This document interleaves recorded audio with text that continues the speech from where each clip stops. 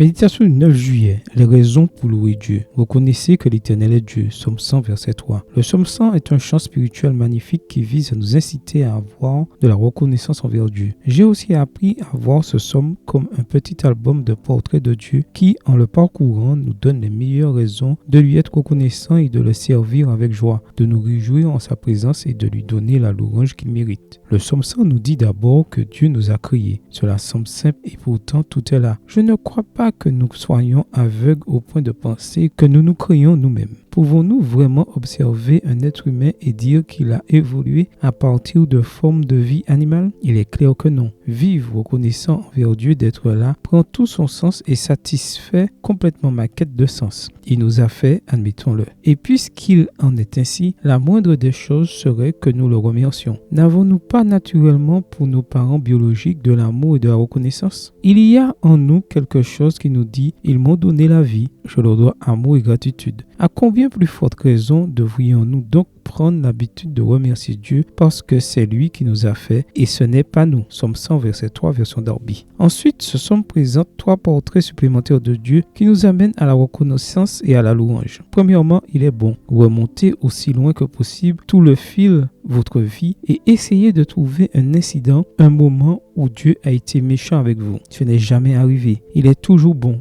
même quand vos souhaits ne se réalisent pas. Quand on se rend compte, on doit le reconnaître devant tous. Et comme le psalmiste, dire l'Éternel est bon. Deuxièmement, sa bienveillance dure toujours. Nous n'avons jamais été à la hauteur des exigences divines. Nous n'avons jamais mérité autre chose que la mort pour nos fautes. Et pourtant, nous sommes toujours là pour parler d'espérance, pour sentir que nous sommes enfants de Dieu, pour croire qu'il y a un avenir pour nous. À quoi croyez-vous que nous le devons? À son éternelle miséricorde. Troisièmement, sa fidélité dure de génération en génération. Il a été fidèle à toutes les époques. Lorsqu'il s'agit de Dieu, mon passé, mon présent et mon futur sont marqués par l'assurance qu'il accomplira tout ce qu'il m'a promis. Si un tel être ne mérite pas notre reconnaissance, notre gratitude et notre plus profonde louange, alors qui pourrait les mériter? Amen. Bonne journée à vous et que le Seigneur vous bénisse.